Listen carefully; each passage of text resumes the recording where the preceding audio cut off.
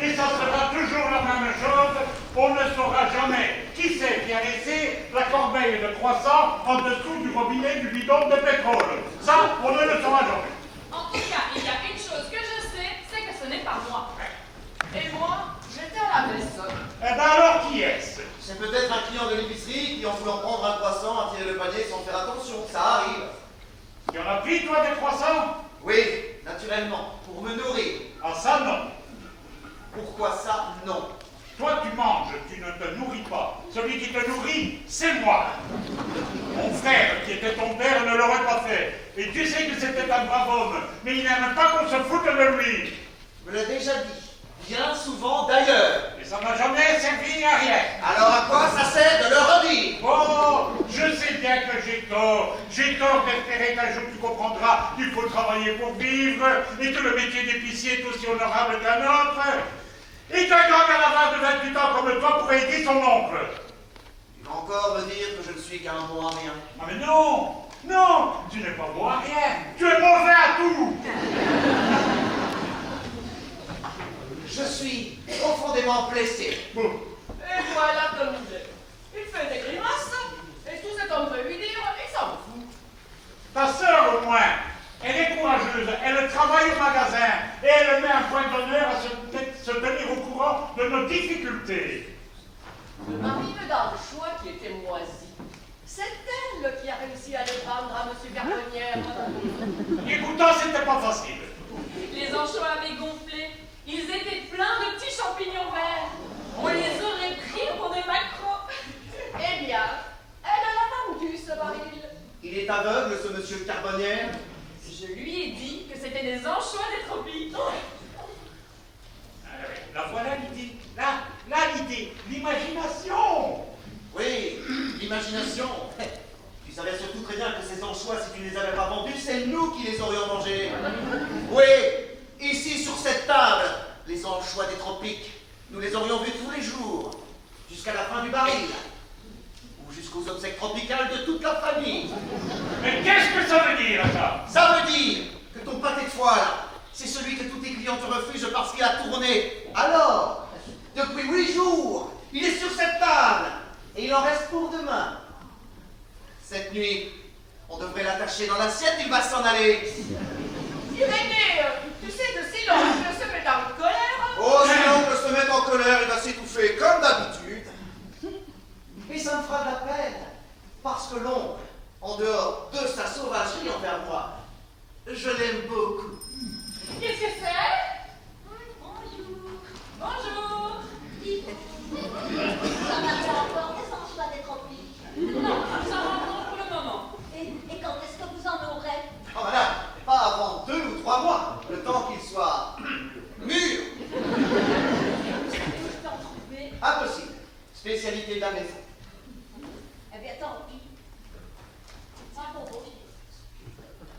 Au revoir. On reviendra pas. Bravo, voilà une fière leçon pour toi. Admire cet enfant. Il nous tombe dessus une catastrophe, un désastre, et de ce désastre, elle fait une spécialité. Oui, elle crée un poisson nouveau. Un poisson auquel même Dieu n'avait pas pensé. Et elle en fait une friandise inconnue. Bravo, je te félicite, Camille. Tiens, voilà 10 francs pour tes menus plaisirs. Et surtout, n'écoute pas les sarcasmes de l'inutile. J'ai une envie terrible de me mettre en colère. Non, Baptiste, non. Tu vas t'étouffer. Mais alors, est-ce que ça ne vaut pas la peine que je m'étouffe une fois de plus quand je vois des choses pareilles, un individu qui refuse de travailler? Pardon! Je refuse de travailler à l'épicerie. Quand je me vois dans cette boutique. Dis-le! Ce n'est pas une boutique, c'est un magasin. Si tu veux. Quand je me vois dans ce magasin, entre la morue séchée et le roquefort rubis boisson, ça me donne mal au cœur. Je ne suis pas né pour ça. Ah oui? Et pourquoi es-tu né? Pour une toute autre carrière. Oui, je suis sûr que j'ai un don. Je vous parle d'un don naturel, d'un don de naissance, d'un don de Dieu.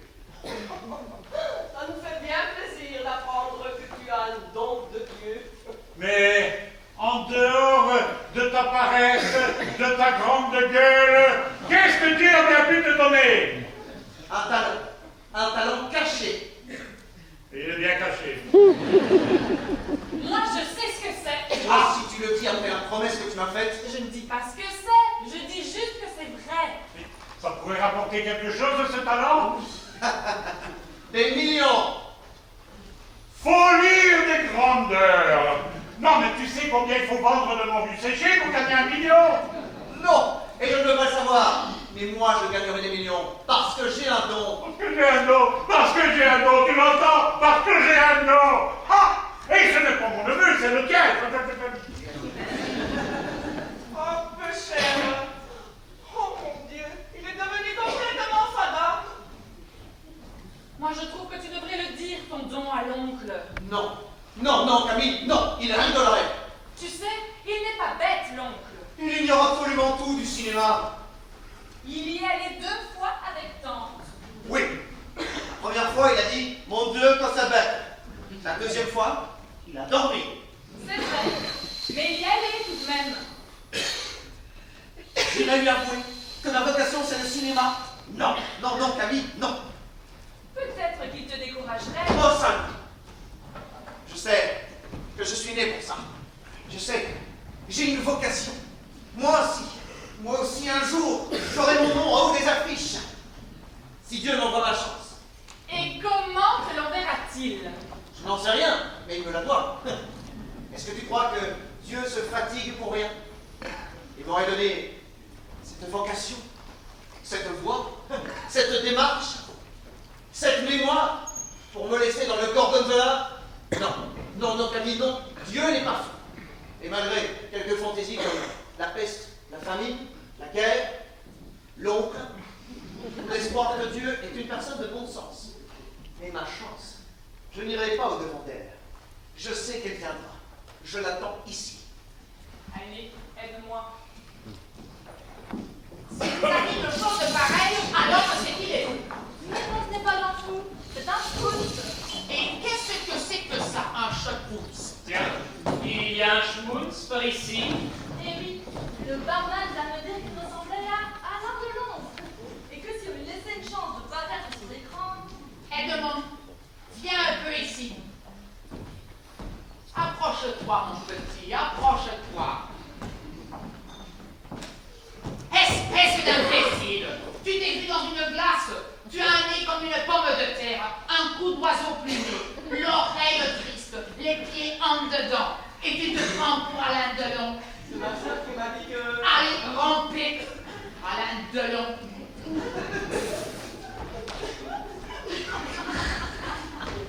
Ça ne me semble pas possible. Et dire que je ne m'étais jamais aperçu qu'il était idiot. Ah, un schpunz n'est pas un idiot. Un schpunz raisonne parfaitement sur toute chose. Il vit comme tout le monde. Il a même du bon sens. Ça, en ce qui concerne le cinéma. Une fois qu'il s'est mis dans la tête qu'il ressemble à un grand acteur, il le croira toute sa vie. On peut leur faire toutes les blagues possibles. Ils ne comprennent jamais qu'on se moque d'eux. Et vous en voyez beaucoup comme ça. Oh, un ou deux. Partout. Avouez tout de même que si ça n'est pas des fous, c'est pour le moins sur des fadas. Mais pas du tout. Mais enfin, mademoiselle, si seulement il avait un air de ressemblance avec Monsieur Delon. Si seulement il y avait le moindre petit point de ressemblance. Si seulement il y avait quelque chose de son timbre de voix. Tiens, comme moi par exemple, j'ai la voix de Brigitte Bardot. Je comprendrais, mais là, rien. Il n'a rien. Tandis que vous avez la voix de Bardot. Tout à fait. Elle a la voix de Brigitte. Monsieur l'a remarqué. Je parlais avec monsieur et vous m'avez écouté d'un drôle d'air. Vous avez la voix de Bardot. C'est frappant. Et je ne suis pas un schmutz. Oh, bien sûr que non. D'ailleurs, ce n'est pas seulement la voix, mais et la façon de marcher. Ah oui, enfin, le tout, quoi.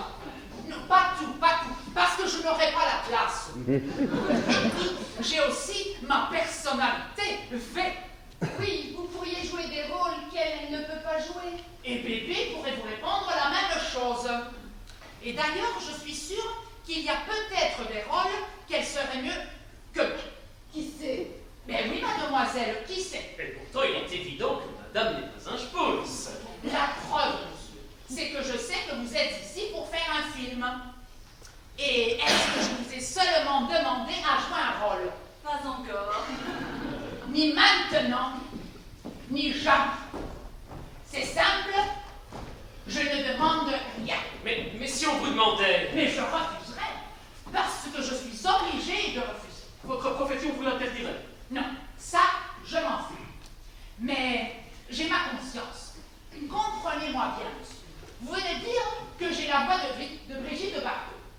Eh bien, il m'est permis de voir la chose sous un angle personnel et de dire que c'est Madame Bardot qui a ma voix. Et quoi que ce soit la mienne, je n'ai plus le droit de m'en servir, car cette grande artiste l'a fait entendre en premier en public. Et que je la respecte trop pour essayer de lui faire du tort. Alors, n'insistez pas. Je n'en ai pas le droit. Pardon? Non. N'insistez pas. Je n'en ai pas le droit. Allons, n'insistez pas. Eh bien, voilà un Spoons de première classe. On a vu mieux que ça. Je viens d'aller voir les acteurs. Il faut les laisser dormir jusqu'à 10 heures, sinon ils auront des gars de vieillard. On a beau temps. On dirait. Ça va durer encore longtemps, c'est l'extérieur. Quelque temps, comme d'habitude. Ce qui ne veut rien dire. Au contraire, les extérieurs d'un film sont finis quand les producteurs n'emploient plus d'argent. Excuse-moi, vous faites des films? Oui, monsieur. Où? Quand? Ici, aujourd'hui. Oh, vous fabriquez des films? Je le savais! Je vous attendais! Je vais vous aider!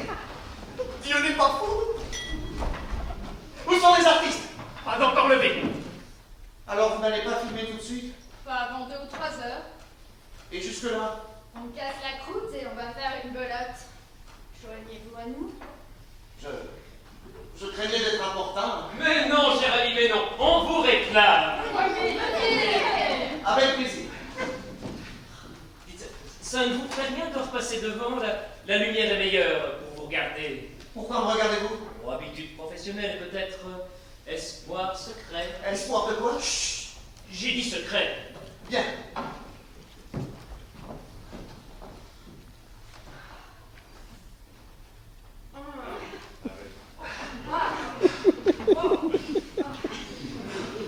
Bon. Et alors, sa voix prenante, nette, douce dans les neutrales, claire dans le aigu et dans le médium, bien meublé.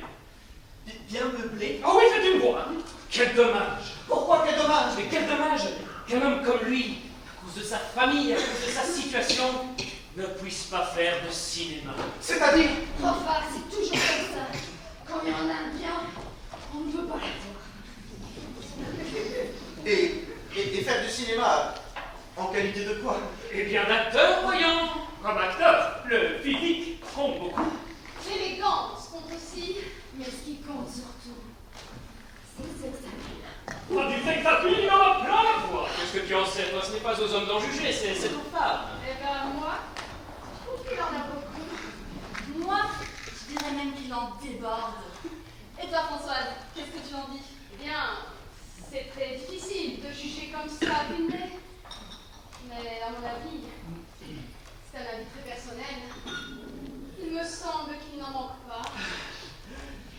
Bien qu'il soit ridicule de dire ces choses-là, à moi il me semble que j'en ai un peu. Mais il faut que je le cultive. Ah, c'est charmant, Modestie. Ah non, je ne suis pas modeste, je l'étais. Mais du jour où j'ai décidé de devenir un artiste, j'ai sacrifié la modestie. Sérieusement, vous songez à faire une carrière au cinéma? C'est-à-dire que non seulement j'y pense, j'y songe, mais j'en rêve, j'en suis malade, j'en crève. Le cinéma, c'est ma passion, c'est ma folie. Pour jouer, ne serait-ce qu'un petit rôle, je ferai n'importe quoi. Je le jouerai même gratuitement. Mes enfants, j'ai une idée, et je m'étonne qu'aucun de vous ne l'ait eu avant moi. Mais quelle idée! Spoons. Le Spoons, c'est lui. Voilà, tu peux être un peu vite. Et pourtant! Il ne faut pas s'emballer trop vite. Véritablement la tête du Spoons. On en a exactement la voix. Mais qu'est-ce que c'est que le Spoons? Le Spoons, monsieur. C'est un rôle.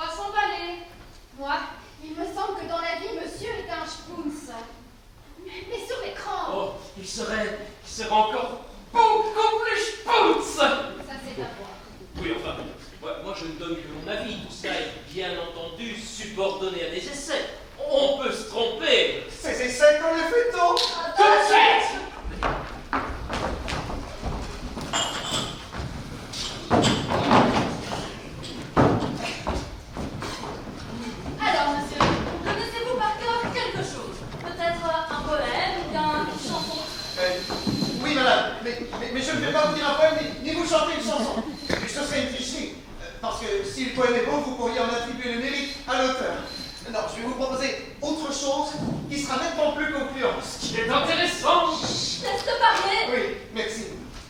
Je vais vous proposer ceci. Je vais vous réciter un article de l'ancien Code civil, le plus court, le plus net, je dirais même le plus tranchant. C'est celui-ci. Tout condamné à mort aura la tête tranchée.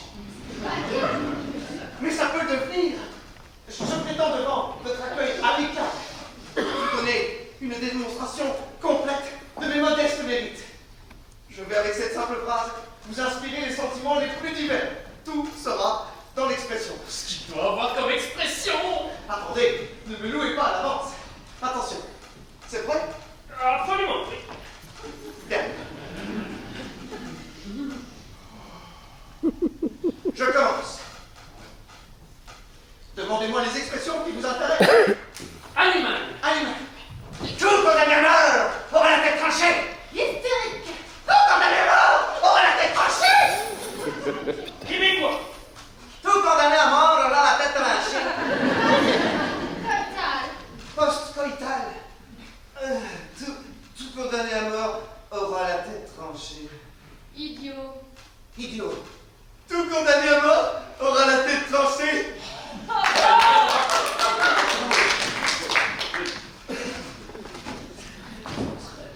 Le saucisson à la frise, c'est la viande la meilleure et qui coûte le moins cher. Vous savez pourquoi on fait non? Parce que c'est la seule viande où il n'y a pas d'os. Ah, c'est drôle. Et un saucisson avec un os au milieu. Ah, ça pourrait même être rigolo. Allez, on y va. L'oncle, il faut que je te parle une minute. Ah, tu comptes me parler pendant 1 minute sans t'arrêter? Pas du tout, c'est une locution. Ah, une longue... L'oncle, tais-toi. Nous sommes au plus beau jour de ma vie et certainement de la tienne. Regarde ceci. Qu'est-ce que c'est que ça? Qu'est-ce que c'est? Un contrat. C'est vrai? Le contrat de mon don.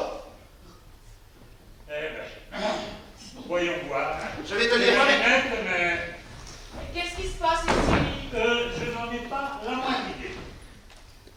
D'abord, l'oncle, sais-tu ce que c'est que le cinéma? Oh, que oui. C'est une salle sans lumière où je m'ennuie énormément. Tu as tort.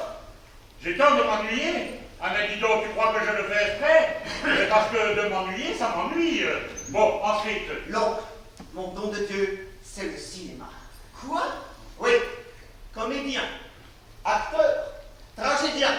Ça te fait plaisir? Bon, comme ça, on est fixé. Hein? Allez, ensuite. Une puissante compagnie américaine, qui a une filiale en France, m'a signé cet engagement. Écoute. Monsieur Irénée Fabre est engagé en qualité d'acteur pour une durée de 3 ans. Et sa première création sera le Spoons. Le Stouff? Mais qu'est-ce que c'est que ça? Les questions après. Monsieur Irénée Fabre recevra comme salaire la modique somme de $1000 par semaine. Voilà ce que c'est que les Américains. Ça y est, j'en étais sûre! Ensuite. Si les nécessités de la production forcent Monsieur Irénée Fabre à travailler sous un climat qui n'est pas le sien, et au pôle Nord comme au Sénégal, voilà ce que c'est que les Américains. Dans un contrat, ils prévoient tout. Même le pôle Nord et le Sénégal. Ça se comprend. Oui, eh ben si ça se comprend pas, ça se rêve. Hein? Il y a des indemnités prévues. Au-dessus des 30 degrés, à Londres, Monsieur Fabre recevra une prime de 100 francs par jour et par degré. Ainsi, pour un tournage d'une semaine dans le Sahara à 45 degrés, je recevrai beaucoup d'argent. 45 degrés, c'est chaud. Oui, bon, avec beaucoup d'argent, il s'achètera un éventail. Moi, je ne comprends plus rien. Moi non. Qu'est-ce que tu en penses, l'oncle? Mais il y a une question que je me pose depuis un moment. À propos du contrat, Oui. Est-ce que c'est toi qui te fous de nous ou est-ce que c'est eux qui se sont foutus de toi? bien, je le savais. Je le devinais. Et là, voyez-vous, On aurait beau le conduire chez un grand médecin et lui payer les remèdes les plus chers, ça servirait à rien. Ça ne guérit pas.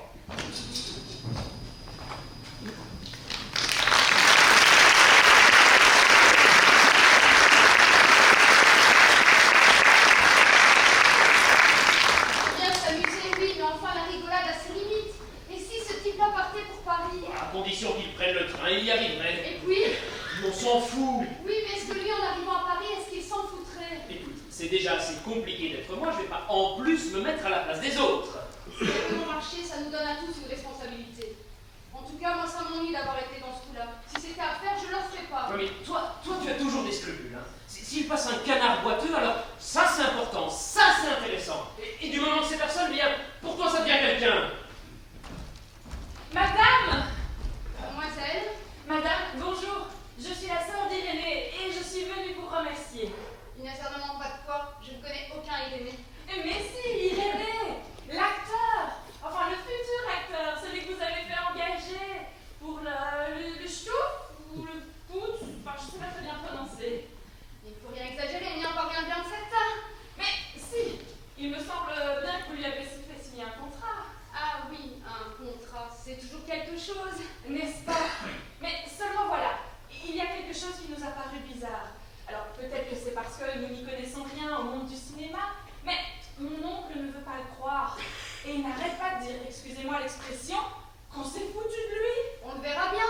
Oui, mais si on s'en aperçoit trop tard, il a déjà pris son billet de train pour Paris. Ah, Oui, venez.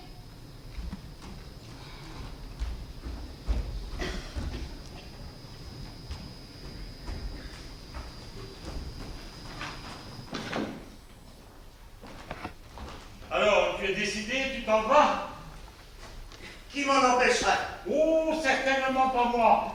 Maintenant que j'ai découvert la faiblesse, la gâchette de ta folie, je crois qu'il vaut mieux ne pas essayer de te retenir. Et peut-être que dans la vie normale, tu t'apercevras de ta bêtise et qui sait, peut-être que tu pourras en guérir. Qui sait? Ça pourrait peut-être me donner la gloire et la fortune. Ramollissement de la cervelle. Espoir légitime et naturel. Fantasmagorie de Jobastre. Méfiance de boutiquier. Mais non de Dieu, tu ne te rends pas compte et qu'on s'est foutu de toi. De grand cœur m'ont tendu la main. Mais enfin, un contrat comme le tien, ça ferait rire un fossoyeur. Je ne suis pas fossoyeur, c'est peut-être pour ça que je ne ris pas. Mais pauvre crétin, pauvre couillon. Pauvre couillon, pauvre couillon. Irénée, il y a la femme du cinéma qui veut te voir. Où elle est? Dehors. Elle est toute seule. Oui? Et voilà, elle n'attend même pas mon premier succès. C'est vrai qu'après, je serai peut-être plus difficile. Tu crois vraiment que... Enfant que tu es, c'est toi qui m'apportes le message et tu ne sais pas ce qu'il veut dire. Que c'est beau la naïveté. Bon, elle n'est pas très très jolie, mais enfin, ce n'est qu'un problème. monsieur? Madame. Voilà, nous allons partir tout à l'heure. Oui, nous allons partir tout à l'heure. Vous aussi? Moi aussi, j'ai mon billet. Ah, déjà. Depuis ce matin. Je regrette que vous ayez pris votre billet. Vous vouliez me le payer? Ah non, je ne vous l'aurais pas payé, mais il faudrait peut-être que je vous le rembourse. Ah. Oh! Comprends bien. Ce n'est pas difficile à comprendre. En somme, c'est un aveu. Disons plutôt une mise au point. Formule élégante. Écoutez-moi, Françoise. J'ai pour vous une profonde reconnaissance. Je vous dis bien haut, ce contrat, c'est à vous que je le dois. À moi seule. À vous seul. Les autres ont été très gentils, mais c'est vous qui, par quelques mots adroitement placés, leur avez donné la bonne opinion qu'ils ont de moi. Et je vous en remercie. C'est donc moi seule que vous rendez responsable. C'est sur vous seul que je reporte le mérite. Alors vraiment, vous n'avez pas compris du tout. Il y a des choses que l'on fait semblant de ne pas voir et que pourtant l'on voit très bien. Donc vous avez compris. Je l'ai dit à ma sœur, demandez-le lui. Alors votre billet de chemin de fer, ce n'est pas vrai. Comment ce n'est pas vrai? Le voici? Alors vous n'avez rien compris. Oh, que si. Mais je comprends aussi la pudeur féminine. Inutile de vous expliquer davantage. Mais c'est vrai que vous êtes idiot. Oh, que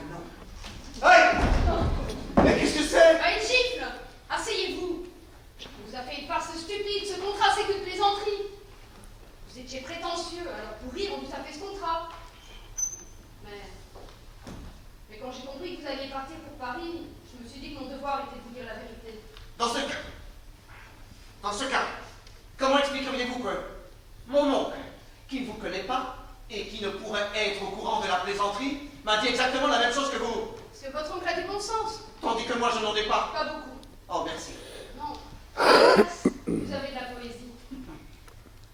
Mais alors, si vous ne travaillez pas pour mon oncle, et après tout, c'est possible, pour qui travaillez-vous?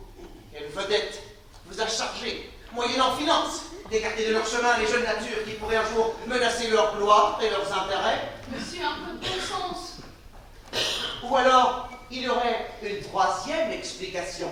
Et laquelle? Vous êtes monteuse de films, c'est-à-dire que c'est vous qui tripotez la pellicule, vous la coupez, vous la collez, vous la rafistolez, etc., etc. Oui, etc. Et pourquoi donc, mademoiselle, vous êtes-vous refugiée dans les coulisses du cinéma? Parce qu'on ne vous a pas voulu à l'écran. Vous n'aviez pas le physique. On vous a renvoyé à l'atelier. Et cet échec, vous l'avez sur le cœur. Et lorsque vous croisez un jeune homme talentueux qui signe un contrat miraculeux, la rage et l'envie vous soulèvent la bile. Et vous essayez par tous les moyens de lui faire manquer son destin. Ce n'est pas si facile. Je serai tout à l'heure dans le train. Tant pis pour vous. Je vous salue, madame.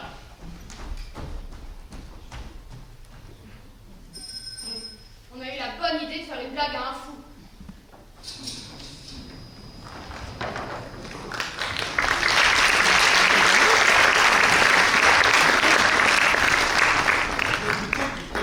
Sans convocation, cette rentrée. Une fois que tu es dedans, tu es sûr de trouver du boulot. Avec le portier, il n'y a rien à faire. Qu'est-ce que tu racontes? Il s'agit de savoir le prendre. Mais voilà un qui n'a pas su le prendre. Qui ne demande rien à rien. Tandis que toi, tu as demandé et tu as reçu un bon coup de pied dans les fesses. Qui ne demande rien à rien. C'est déjà ça de gagner. Ça va à l'intérieur? Normal. Bonjour, messieurs. La direction, s'il vous plaît. Vous avez une convocation? J'ai mieux que ça. Expliquez-vous avec le portier.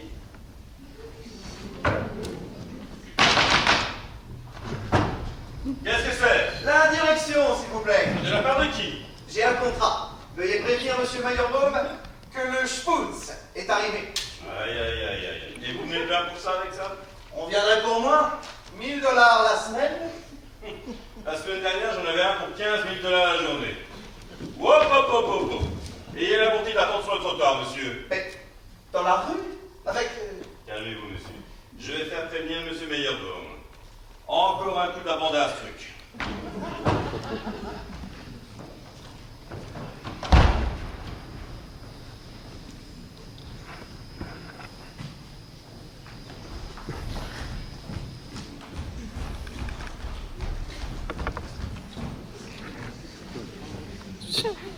Eh bien, mes enfants, il n'y a rien de prêt. Sur le plateau A, c'est Napoléon qui continue, et sur le plateau B, il y a plein de belles filles en tutu. Elles ont commencé hier. C'est Napoléon qui aurait dû nous laisser le plateau. Nous n'avons plus qu'une scène à tourner, mais avec 500 figurants. Ce qui fait qu'on ne s'en sort pas. On l'a déjà joué 32 fois. Le metteur en scène fait des crises de nerfs. Il a mordu l'accessoire ici. T'as vu le patron? Oh non, je n'ai pas pu lui parler. Il était avec une espèce de poule qui faisait de la musique pour une sorte d'affiche. Quelle boule? La folle, la maîtresse du marchand de meubles. C'est elle qui tirait des coups de revolver sur la porte des cabinets. Rita Camélia. Oh. Si on a trouvé la moitié de votre rôle, ce n'était pas dans le but de vous faire de la peine, mais le film était long, trop long. Oh, mais je ne suis même pas sur l'affiche. Ah, par contre, vous y êtes. Ah oui, en petit caractère et noyé dans un tas de petits rôles. Et à ma place, il y a Mona Corso, une espèce de grue, courte de jambes, basse de fesses et qui a les seins à la taille. Et là, les seins qui tombent? Oh, il pourrait très bien tomber qu'il ne se ferait pas mal et ne tomberait pas bien haut. Écoutez-moi bien, mon cher Meyerbaum. Dans ce film, qui est-ce qui a apporté l'argent? C'est Galapia, le roi du meuble. C'est Galapia qui nous a apporté 1 million. porter Galapia. C'est sa voiture. Oh, ne faites pas l'imbécile! Vous l'avez embrassé sur la bouche, vous, Galapia? Heureusement, non. Moi, malheureusement, oui. Et ce million, c'est moi, et moi seule qui vous l'ai fait verser. L'auteur. Qui est-ce qui a eu des bontés pour l'auteur? L'auteur aussi. Eh oui, l'auteur aussi. Et le chef de publicité, le metteur en scène, le chef de plateau, le régisseur général, et l'ingénieur son. Ah! Mais enfin, que faut-il pour avoir son nom sur l'affiche? Avec qui dois-je coucher? Peut-être avec l'imprimeur. Où est-ce qu'il habite? Son adresse est sur les affiches, mais c'est trop tard, elles sont déjà parties. Très bien, il va falloir les faire revenir et les brûler toutes sous mes yeux. Oh, mais vous êtes charmant. Je sens que je vais faire un malheur ou un scandale. Quelle est la différence entre les deux? Si je tirais un coup de revolver sur vous, par exemple, ce serait un grand malheur. Enfin, pour vous. Tandis que si je faisais semblant de me suicider chez vous, ce serait un véritable scandale. Est-ce que vous avez compris la nuance? Avez-vous bien compris? Mon cher Meyerbaume? Enfin, monsieur Meyerbaume, excusez-moi, je ne serais pas rentré si mon contrat n'avait pas prévu mon arrivée chez vous aujourd'hui avant 4 heures. En effet, je vous remercie de m'avoir fait l'honneur de votre visite. Seulement, donnez-moi une minute pour terminer une assez grosse affaire avec madame qui est une de nos plus grandes artistes. Madame, attendez-moi une minute. Et même 2. Dis donc, toi. Oh, mais dis donc, nous n'avons pas élevé les cochons ensemble. Non, et quand tu les gardais, ce n'était pas avec moi. Bon, écoute. Chut. L'affaire de ton affiche, ce n'est pas moi, c'est Galapia. C'est toi qui l'as amené, c'est vrai. Mais pendant le film, il s'est laissé embarquer par l'autre, là, Mona Corso. Et c'est l'autre qui t'a enterré. Ne crie pas. Ce jeune homme qui attend, c'est un jeune homme qui m'apporte des millions. Lui. Je ne peux pas te dire son nom, j'ai promis. C'est un millionnaire en dollars. Et qu'est-ce que tu vas faire de lui? 5 ou 6 films, et de cela tu en seras, tu as ma parole d'honneur. Seulement, si tu fais un scandale, il aura une mauvaise impression, il ne me donnera pas les millions. Tandis que si tu te tiens comme une grande dame, on ne sait pas ce qui peut arriver. Alors laisse-moi seul avec lui et tu verras. Oh, et je serai sur l'affiche. Oh, tête d'affiche. Cher ami. Mon cher monsieur, je ne connais pas votre nom. Mais sachez que si j'ai un jour l'honneur de jouer un rôle dans un de vos films, eh bien, je ferai de mon mieux. Madame, tout l'honneur serait pour moi. Bonjour, monsieur. Bonjour, madame. Oh, et voilà, nous y sommes enfin. Ce portier, il a raison. S'il laissait entrer n'importe quel acteur, les professionnels ne pourraient plus travailler en paix. Sauvé. Mais dites-moi, cher monsieur, qui êtes-vous? Moi, je suis le Spooks. Vous êtes le Spooks. Ah, mais vous êtes certainement ce que vous dites et je ne songe pas à le discuter. Mais dans ces conditions, que puis-je faire pour vous être agréable? Pas grand-chose, mon cher monsieur, à part exécuter mon contrat. Ah, vous avez un contrat. Le voici.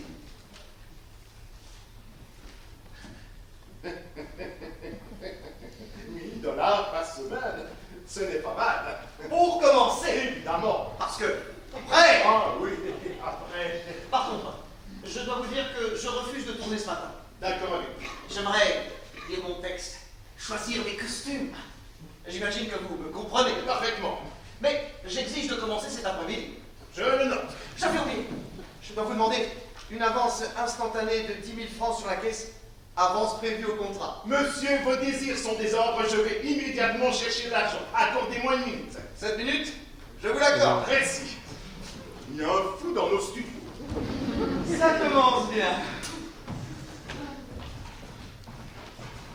Le patron ne peut me recevoir. Mais il vient de me recevoir. Alors on va dire que la réception est terminée. Alors soit vous partez de manière naturelle, soit c'est dit qu'il faut vous aider. Je ne bougerai pas de ce fauteuil. Alors c'est le fauteuil qui a bougé. Vous commettez une grave défaut. Où le portez-vous? Dans la rue, ordre du patron. Je pense que vous avez compris. Fort bien, madame. Mieux que vous ne le pensez. Ne lui faites pas de mal. Ah, ça, madame veut bien monter une cabale contre moi, mais je ne veux pas que l'on me tue, ce serait trop grosse responsabilité. Allez, bien. J'aimerais bien voir la tête du directeur. Ouais, on aimerait bien voir aussi. Mais puisque je vous dis que je l'ai vu. Et puisqu'on dit, ça ne prend pas. Ben voilà, demande au portier. Nous avons apporté signé un contrat fondu. Tu l'as vu? Mais tu penses si je l'ai vu? Ah, j'espère qu'il va pas rester trop longtemps, il est tapé. Mais qu'est-ce que vous avez dans le crâne?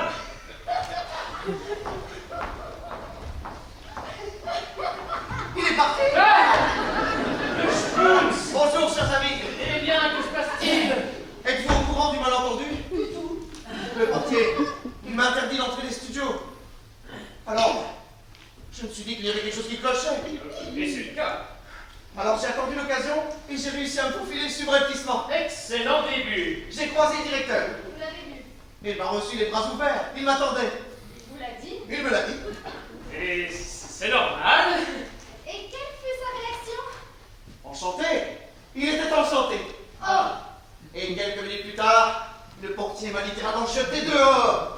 Cette action inopinée me semble être le résultat d'un malentendu. D'un malentendu? Ou d'une cabale? Oui, oui. Il pourrait y avoir une cabale. Ne cherchez pas bien loin. Je sais d'où vient le coup. Et d'où vient-il? De cette femme. De cette femme, avec le nez pointu, qui écrit sur des feuilles de papier. Cette femme sensuelle qui veut empêcher ma réussite. Françoise? Pourquoi? J'ai repoussé ses avances. Quand ça? Avant-hier soir, elle m'a donné un rendez-vous secret. J'y suis allé. J'ai été maladroit. Alors, vexée, elle m'a dit que mon contrat n'avait aucune valeur et que je ferais mieux de rentrer chez moi. Et si je vous disais, moi aussi, que ce contrat n'était pas très sérieux. Ah! Tout le monde est contre moi. On veut me barrer la route. Les barrages, je les enfoncerai. Malheur au bandit, aux faux frères. Je les briserai comme du verre. Calmez-vous, cher ami, calmez-vous. Il vous a dit cela en plaisantant. Mais oui, c'était une plaisanterie. De mauvais goût. Bon. Il va de soi que si vous m'aidez aujourd'hui, je vous aiderai plus tard. Monsieur, vous êtes trop bon. Ne me remerciez pas. Tenez, prenez ces feuilles de papier, ce sont des prises de vue. Vous allez faire le tour des studios et ensuite vous irez au laboratoire. Si on vous demande quoi que ce soit, vous dites Astruc. Astruc, c'est moi. Bien. Laboratoire, Astruc. Bien. Merci, Astruc. Cher ami, vous avez raté le Spoons. Il nous a raconté que tu voulais ruiner sa carrière car il a refusé de coucher avec toi. Ah bon? Tu lui as proposé la botte? Je le crois. Il a dit que tout ce qui lui barrait la route serait brisé comme du verre. T'es si bête et si prétentieux, on va lui donner la leçon qu'il mérite. Vous n'avez pas le passe à tabac? Bien sûr que non, mais on va se foutre de lui jusqu'à ce qu'il comprenne.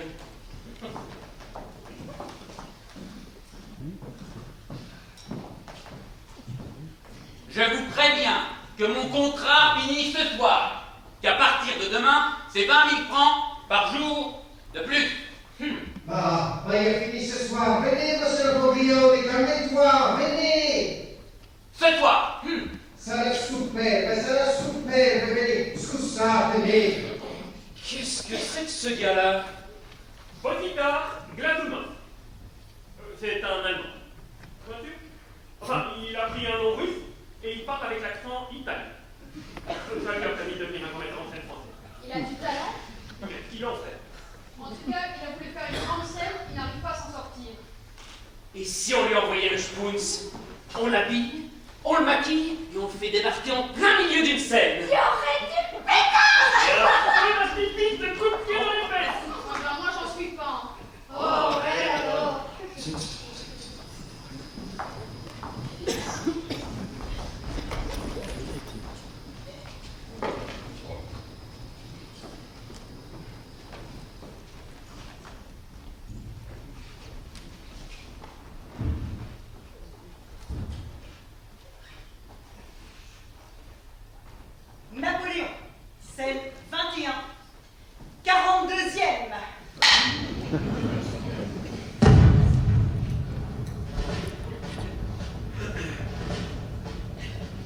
n'avez ni souliers, ni habits, ni chemise, presque plus de pain.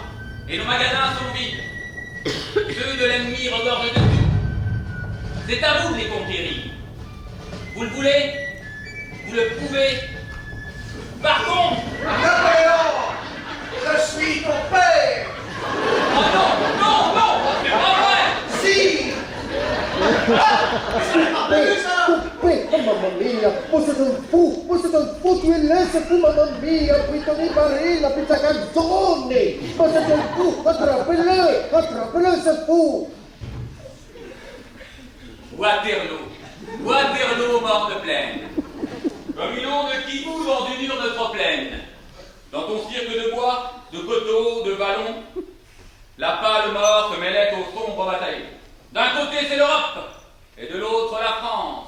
Choc sanglant, héros, Dieu qui trompait l'espérance. Et franchement, voilà.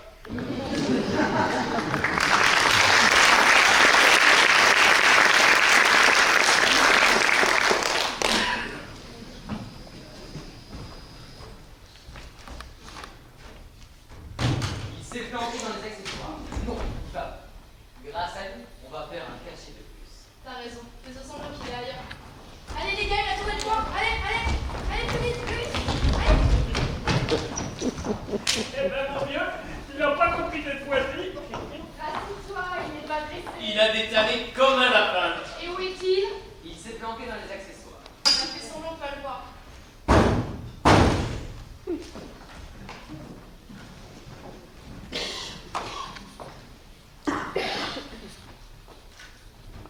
Eh bien alors, mon vieux. Eh mais faut pas le prendre comme ça. C'est une simple force. Une blague. Entre camarades, hein. On ne voulait pas vous faire de la peine. Ce n'est qu'une petite leçon amicale.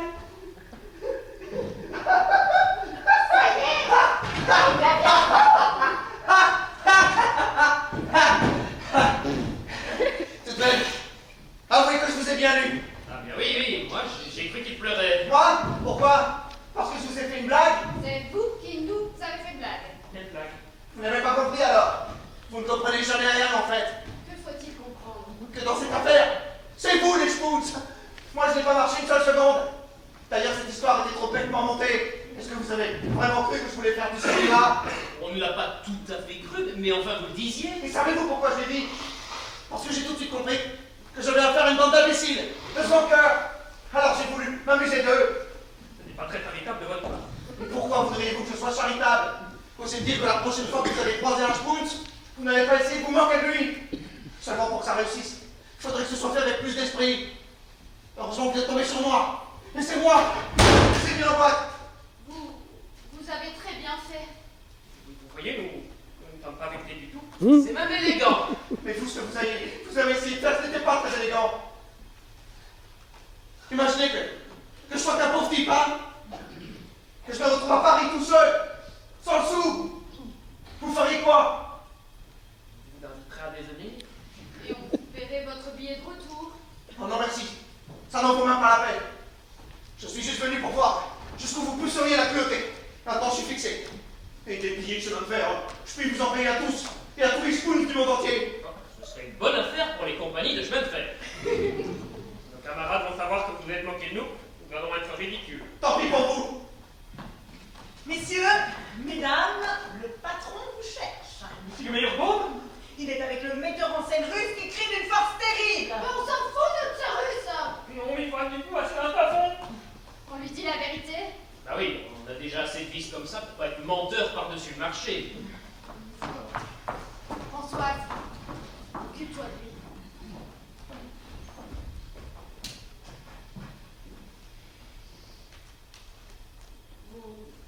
Vous avez compris maintenant?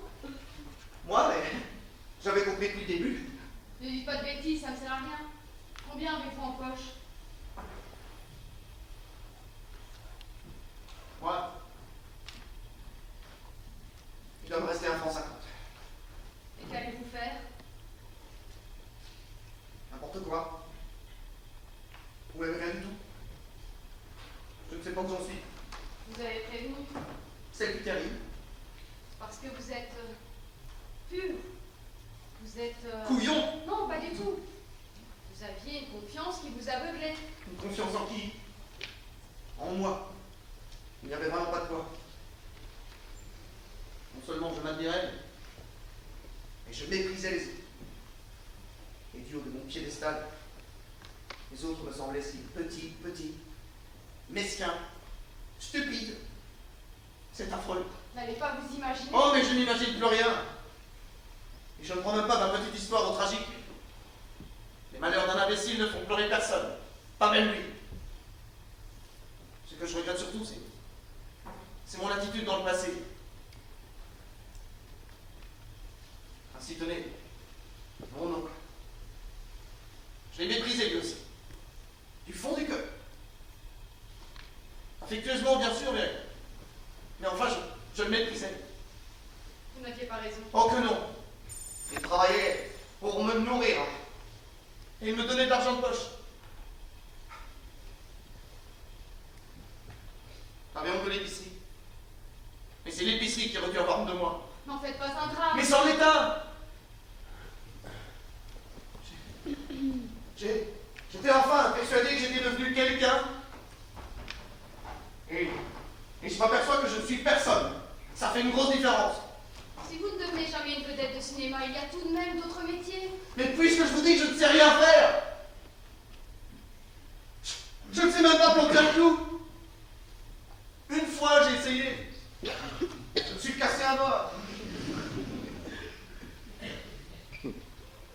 Mon oncle avait l'habitude de me dire tu n'es pas bon à rien, tu es mauvais à tout. Et il avait raison. Et quand il prenait la grosse colère, il me disait va-t'en, l'inutile, va-t'en te noyer. J'aurais dû le faire. Irénée!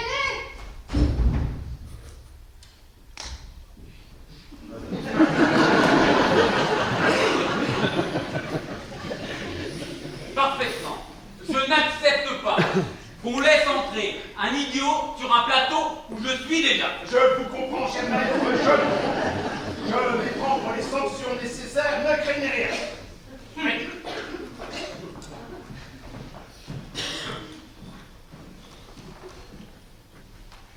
Vous vous êtes conduits comme des galopins. Et cette charmante plaisanterie va me coûter 25 000 francs au moins. Et qu'avez-vous à dire? Rien.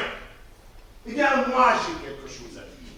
J'ai à dire que quand on travaille chez Meyerbeau, qui est votre patron, et surtout votre ami, et qu'on fait à ses frais une plaisanterie de 25 000 francs, eh bien, au moins, on l'invite.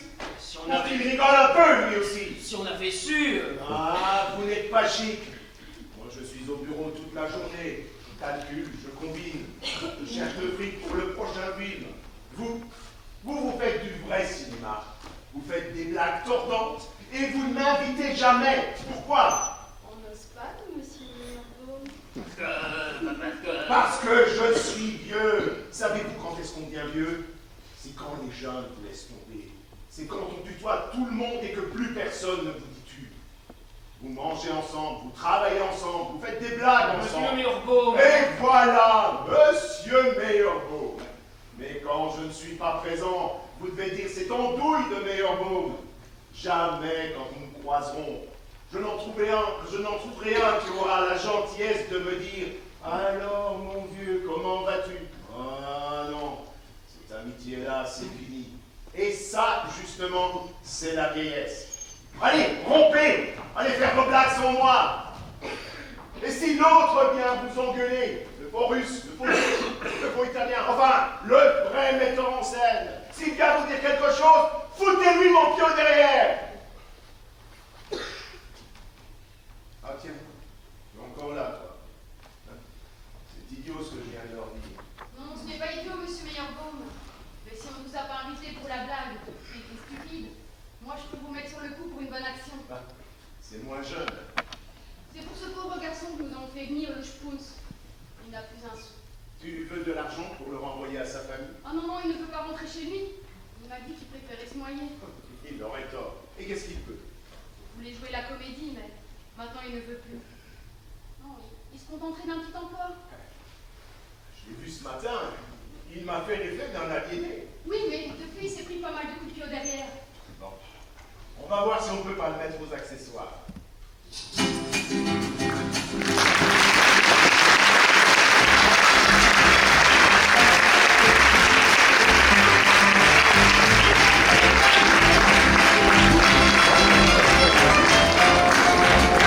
Est-ce que c'est que Rigaud qui réagit toujours maintenant? Ah bon, c'est à mon avis.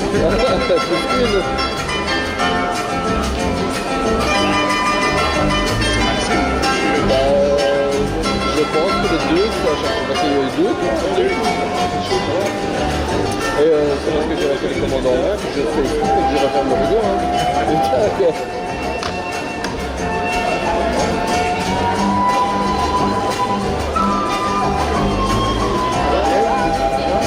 À présent, qu'avez-vous fait? Oh, je devais être ingénieur en art physique. Alors je me suis présenté au conservatoire de violon et... On ne vous a pas voulu non plus. Oui, alors je suis allé chez un libraire, chez un fleuriste, chez un menuisier, chez un coiffeur, chez un vétérinaire, dans un manège, chez un boulanger aussi, chez un artiste, enfin, c'est vous dire si j'ai des connaissances très étendues. Formidable. Et tout de suite, vous en avez conclu que vous étiez spécialement doué pour le cinéma. En général, les artistes... En général, un artiste, monsieur, c'est quelqu'un qui a longuement travaillé pour apprendre un art et qui travaille tous les jours pour l'exercer. Oui, enfin, si un metteur en scène voyait mon profil ou écoutait ma voix, je pense... Il rigolerait. Mais il aurait peut-être tort.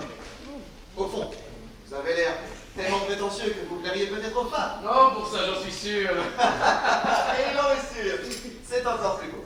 Bon, la première porte à gauche. Au fond du couloir, vous trouverez la cantine. Vous entrez et vous dites je suis le Sputz. Nous verrons ce que ça dit. D'accord, merci. Le Schnoop, non, le Spoons, hein, c'est ça? C'est un mot de passe? Oui. Le pire qui puisse vous arriver, c'est qu'on vous signe un contrat miraculeux. Bonne chance. Merci. Je suis le Spoons. Je suis le Spoons. Pendule provençale en état de marche, la sonnerie joue. On en a une. Un bijoutier en bois verni, le plus gros possible. Qu'est-ce que ça veut dire? Si tu veux, je t'en fais faire un de 2 mètres. Ben non, la taille d'un melon, ça suffit. C'est tout. On aura tout ça pour demain midi. C'est à voir. Ça ferait de la peine si tu n'avais pas. Oui, bah, il y en a beaucoup. Le plus important, c'est la boîte à musique. L'auteur tient beaucoup. Une boîte à musique, genre 1880, en ébène, environ 50 sur 30, manivelle à droite et qui joue J'ai du bon tabac. En quel ton? Comment ça, en quel ton? J'ai du bon tabac. En la bémol, en do dièse, en ré. Qu'est-ce que j'en sais, moi? J'aime à savoir exactement ce qu'on me demande. Mais à peu près, l'environ, ça finit toujours par des engueulades. Alors demande-moi ce que tu veux, je te le trouverai, mais ne restons pas dans le barré.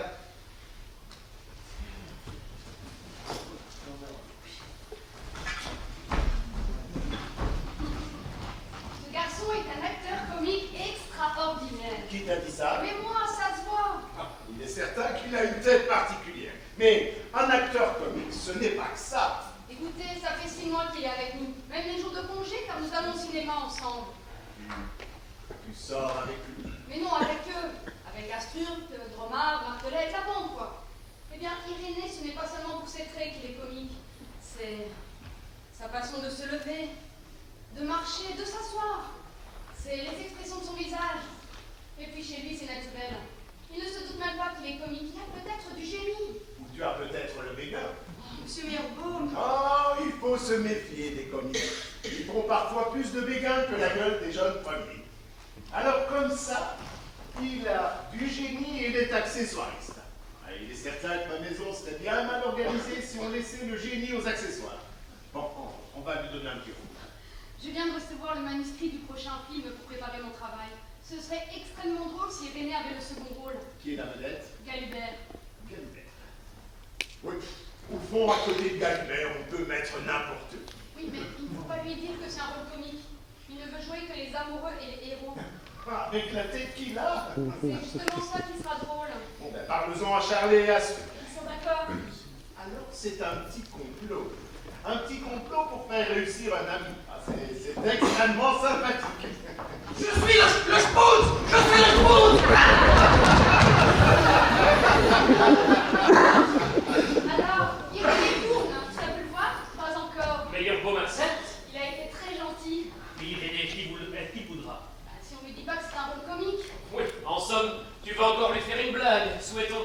termine aussi bien que la première. Ben, le plus difficile, c'est de lui dire. Oh, ça te revient de droit. Si ce n'est pas toi qui lui dis, il va croire qu'on se fout de lui. Non, mais c'est une trop grosse responsabilité.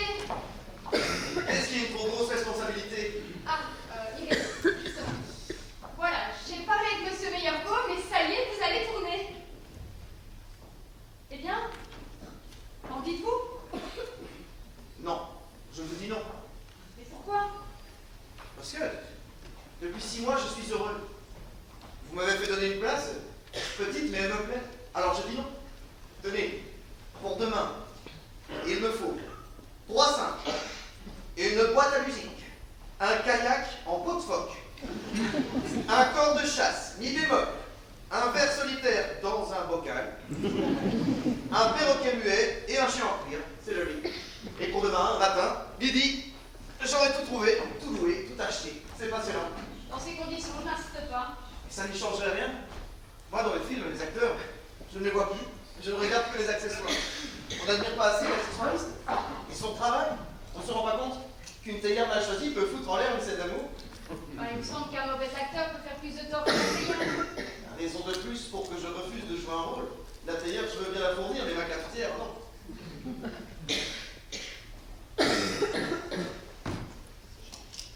Dites, si j'étais mauvais. Si vous étiez mauvais, c'est possible. Vous retourneriez aux accessoires.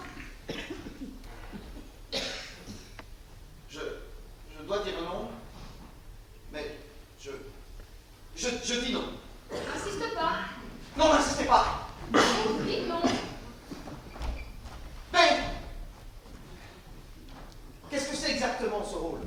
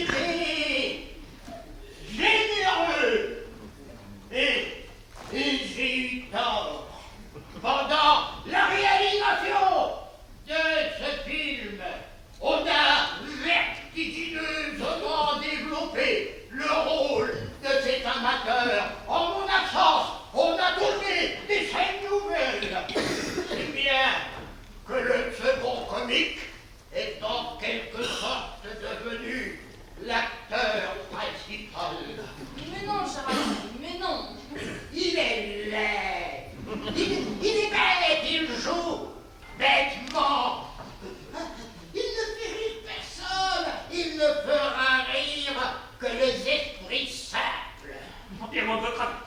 Oui, il est bien évident qu'il est très loin d'être de votre classe. Auprès de vous, il disparaît. Oui, mais dans le film, on ne montre que lui. Quand on a un galubert, on en profite. Mais lorsque l'on veut se servir d'un galubert que l'on fait très cher pour essayer de lancer une nouvelle vedette que l'on va payer des haricots, le dit galubert ne se laisse pas faire. Enfin, vous savez qu'ici, tout le monde vous aime, tout le monde vous admire. Et vous allez rester avec nous pour voir votre triomphe. Non! Je ne participerai pas à la projection, car il y a des crimes contre l'art. Ils sont presque des sacrilèges. Mesdames et messieurs, j'ai bien l'honneur.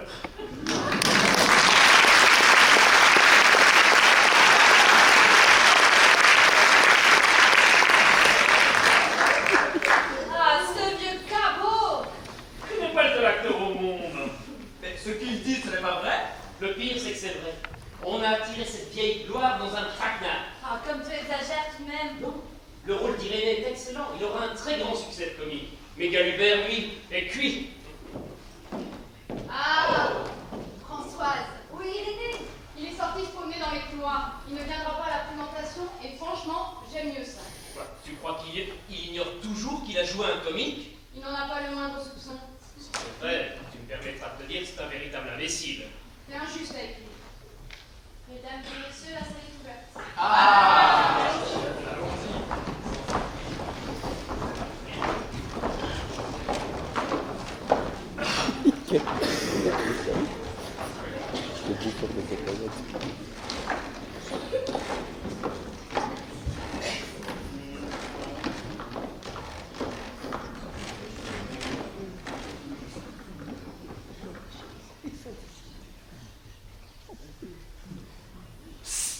C'est commencé?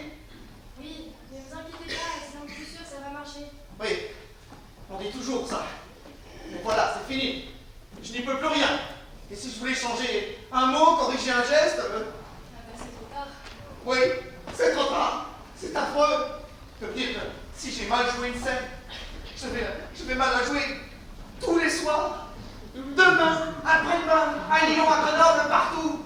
Et que partout en France, il ne se trouvera pas un homme qui puisse se dire « Oh mon Dieu, mais qu'est-ce qu'il a l'air con celui-là !» Je suis foutu.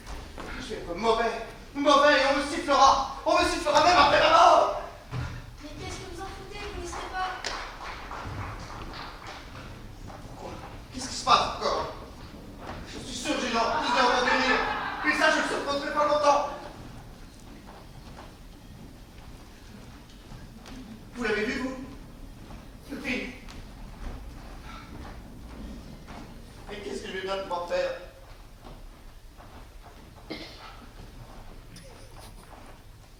Mon Dieu.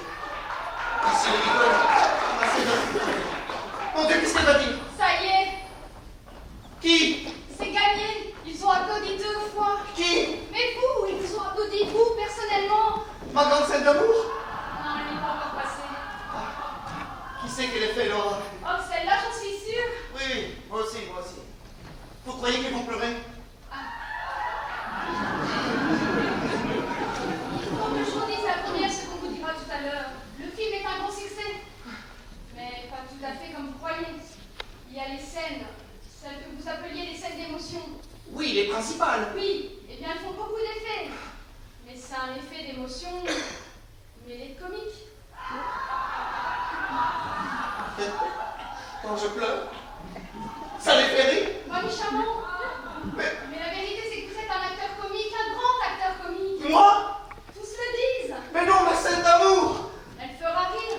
Non, non, je l'ai joué sincèrement. C'est peut-être pour ça. Oh, merci. Ils se foutent de moi. Mais non, il y a plusieurs façons de rire. Ah, et vous croyez que je vais accepter un succès de comique? Ah non, pas. Mais pourquoi? Parce qu'ils viennent chercher permettre de s'estimer davantage. Alors, si j'ai un succès de comique, cela veut dire que partout en France, il ne se trouvera pas un homme qui puisse se dire « Je suis content, parce que j'ai vu et j'ai montré à ma femme quelqu'un de plus belle et de plus laid que moi. » Allez, Françoise, quelqu'un qui rit d'un autre homme, c'est qu'ils se sent supérieurs à lui. Quelqu'un qui fait rire les autres hommes, c'est qu'ils se montrent inférieurs à tous. Il se montre peut-être, mais il ne l'est pas. Pourquoi? Mais parce que l'acteur n'est pas l'homme. Vous avez vu Charlot dans les films qui recevait des coups de pied derrière. Croyez-vous que dans la rue, M. Chaplin acceptait seulement une gifle? Non. Alors pourquoi s'abaissait-il à faire rire? Mais quand on fait rire, on ne s'abaisse pas, bien au contraire. Faire rire ceux qui rentrent des champs, ceux qui sortent des bureaux, ceux qui reviennent de l'usine. Faire rire tous ceux qui mourront, ceux qui ont perdu leur mère ou qui la perdront. Mais c'est qui cela? Mais tous. Celui qui nous fait oublier un instant les petites misères, la fatigue, l'inquiétude, la mort. Celui qui fait rire des êtres qui ont tant de raisons de pleurer. Celui-là leur donne la force de vivre et on l'aime comme un bienfaiteur. Oui, mais le rire, ça reste une espèce de convulsion absurde et vulgaire. Mais non, ne dites pas le mal du rire. Il n'existe pas dans la nature. Les arbres ne rient pas, les animaux ne savent pas rire. Il n'y a que les hommes qui rient. Les hommes qui même les tout petits enfants ou ceux qui ne parlent pas encore. Le rire, c'est une vertu qui n'appartient qu'aux hommes. Ah, le voilà! Bravo, mon vieux, bravo! Ah, éblouissant! Une révélation! Ah, pas pour moi, je m'y attendais. Nous aussi, on savait qu'il était rigolo. Moi aussi. Enfin, je ne le savais pas. Mais toi, tu es trop modeste. Un comique absolument miraculeux. Il a la vis comica. J'ai jamais dans ma vie. La scène d'amour, c'est pas Oui. Il paraît que c'est une réussite exceptionnelle. Mesdames et messieurs, pour fêter l'heureux événement qu'est la naissance d'une nouvelle vedette, je vous prie d'accepter une coupe de champagne que je serais heureux de vous offrir à la cantine. Je vous demande 5 minutes, car nous avons quelques affaires à régler. Avec moi? Avec vous, votre contrat. Mais je l'ai, mon contrat. Nous allons en signer un autre. Pour un autre film? Pour d'autres films. François Jouvenet? Non, Avec nous? ils sont managers maintenant. Non, non, sa camarade, tout au plus.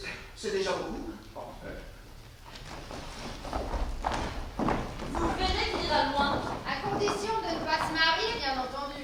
Avec qui veux-tu qu'il se marie? Je crains bien qu'il épouse Françoise. Ouais, je le crains aussi.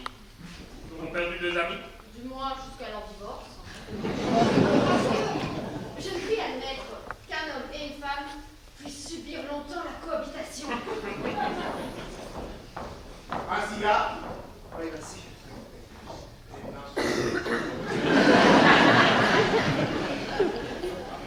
Quand vous avez joué le rôle principal de ce film, Charlie, je faisais une expérience. Expérience qui pouvait me coûter cher puisque j'ai risqué 1 million. Mais comme ce million ne m'appartenait pas, ce n'était pas très grave. Tout de même un certain courage pour risquer l'argent des autres. Oui, enfin il en faut surtout aux autres. Non, non, les commanditaires ne s'en rendent jamais compte. Cependant, comme je risquais cet argent sur un inconnu, je ne vous ai pas payé très cher. Tout de même, 8000 francs pour 30 jours, c'était déjà beaucoup. Non, non, ce n'était pas assez puisque vous avez fort bien joué ce rôle. Et devant le succès qui s'annonce, j'ai décidé d'arrondir ça. Je donne tout de suite un complément de 42 000 francs, ce qui vous fera 50, ce qui est très honnête de ma part, et comme ça vous n'aurez rien à me reprocher. Voici un geste aussi généreux qu'adroit. Seulement, vous allez me signer tout de suite un petit papier, un autre contrat. Où est-ce qu'il faut que je signe? Le contrat est déjà établi. Oh, il pourrait me signer 2 ou 3 feuilles de papier blanc et ensuite je l'arrangerai. Il les arrangera. Vous feriez mieux de vous arranger vous-même plutôt que de vous laisser arranger par M. Meilleurbeau. 500 000 francs. Pour moi? Mais oui. Un demi-million? Par film? Mais non, 500 millions. Il m'achète pour la vie. Mais pas du tout. Oh, mais il n'y a pas question de l'acheter. Ce que je lui propose, c'est pour 1 an et pas plus. Alors c'est trop? Ah, voilà un homme raisonnable. Si vous continuez à faire le schpoutz, moi je m'en vais. Non, non, ne m'appelez pas, s'il vous plaît. Alors ne dites plus rien. Écoutez, M. Meilleurbeau, on a toujours le temps pour signer un contrat. Il faut le lire d'abord, réfléchir ensuite. Oui. Vous signerez demain. Quelquefois, après une nuit de repos, l'esprit est plus net et un enthousiasme exagéré Français a le temps de se calmer. Voilà, il va changer d'avis. Bon, écoutez, je vous propose quelque chose. Je vais rejoindre nos invités et vous, pendant ce temps-là, vous lisez le nouveau contrat. Et comme ça, on se retrouve après pour terminer cette affaire. Vous êtes d'accord? Oui. Moi, je préfère ne pas y aller. Et il a raison. Ça nous permettra de faire un petit discours sur la modestie du triomphateur. Une gloire qui se cache, c'est toujours plus sympathique. Naturellement. Et puis une gloire qui se cache ne risque pas de rencontrer d'autres producteurs qui pourraient lui proposer plus que vous. Oh, je n'y avais même pas pensé. C'est incroyable, hein, ce qu'elle est intelligente. Et il ne le serait peut-être pas pour tout le monde. À tout à l'heure.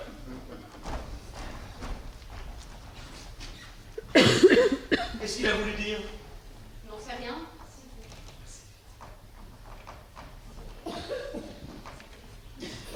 On peut dire que c'est un triomphe désastreux.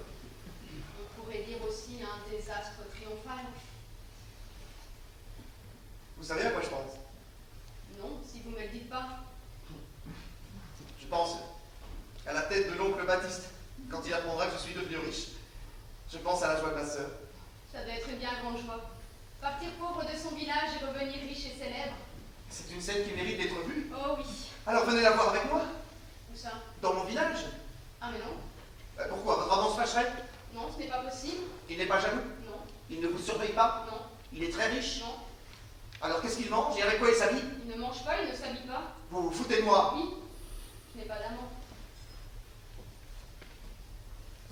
Vous ne vous rendez pas compte que quand vous parlez de votre amant comme ça devant tout le monde à la cantine, vous pourriez blesser quelques braves garçons? Enfin, moi je dis ça, c'est pour Astruc ou Dromard. Quand une femme qui a plus de 20 ans n'a aucune aventure, par curiosité, tous les hommes lui courent après. C'est pour éviter les ennuis que j'ai dit ça. Alors chez qui habitez-vous? Chez ma mère. Comme dans les romans? Ah non, comme dans la vie. Mais alors dans ces conditions, rien ne vous empêche de venir avec moi? Mais mon travail. Votre travail, c'est vous occuper de moi? À quel titre? Au titre que vous choisirez. Dans ce cas, mais que dirait ma mère? Oh, votre mère, je m'en charge. J'irai la voir et je lui dirai: Madame, je m'appelle Iré, est-ce que vous me connaissez? Elle dira: Qui ça? Non. Elle vous connaît. Je lui ai souvent parlé de vous. Merci. Ça me facilitera la tâche. Je lui dirai: Madame, je m'appelle Iré, est-ce que vous me connaissez? Elle me dira: Qui ça? Ah non, Iré, j'ai entendu beaucoup parler de vous. Oui, madame, mais votre fille nous a pas tout dit. Je lui dois absolument. Ce n'est pas vrai. Ce n'est pas vous que je parle, c'est votre mère. Madame, voulez-vous m'accorder votre fille comme manager? Elle va croire que vous lui demandez ma main. Tant pis, si elle me la donne, je serai obligé d'accepter. Et qui vous dit que ça me plairait? Au moins, je ne dis pas ça. Sans vous, je ne sais pas signer un contrat ou me diriger dans la vie. J'ai besoin de vous. Enfin, je vous parle en homme d'affaires, donc ceci n'est pas une scène d'amour et par conséquent, ce n'est pas comique. Il faut que je vous épouse. Nous faisons un mariage de raison. Si je me marie un jour, ce sera un mariage d'amour. Bon, en se forçant bien, et si on faisait un mariage de... Si, en se forçant bien, vous savez, moi, je veux... Vous pensez pas? Bon, d'accord.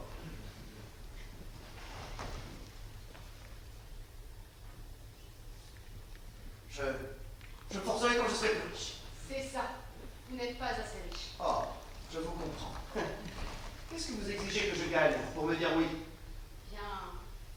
Il me semble que je vous épouserais si vous aviez une voiture comme celle de M. Meyerbaume. La grosse? L'immense. Ce n'est pas impossible, mais enfin, ça va nous retarder. Voilà ce que je vais faire. Je vais m'appliquer à devenir le plus bon comique, puisque c'est le seul moyen de gagner. Vous parlez toujours en homme d'affaires, hein? Oh non, Françoise. Je vous parle sincèrement. Et ça fait depuis longtemps que je dois le faire. Est-ce que le petit notaire accepte le contrat? Oui, c'est d'accord. Mais il veut quelque chose de plus. Quoi? Bah, dites-le lui. Et je ne sais pas. Vas-y, choisir, mais vous n'osez pas le dire. Il veut qu'à la signature du contrat... Il veut quoi? Il veut que vous lui donniez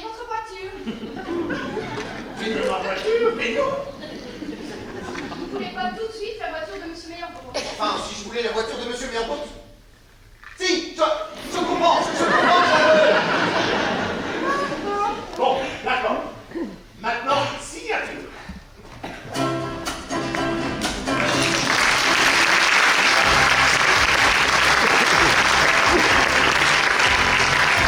Ah bah, pas mal.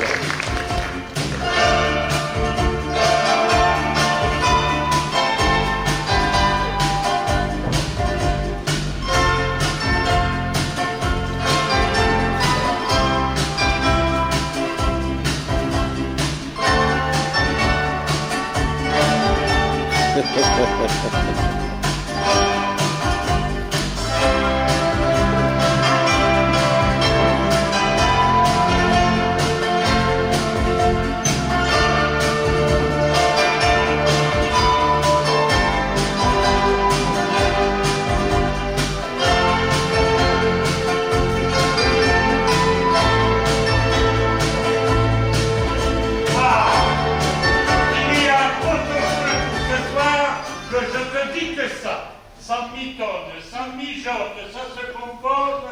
Oh, nous ne sommes que 3, mais on aurait bien pour 6. Si seulement on était 4, je sais que j'aurais meilleur appétit.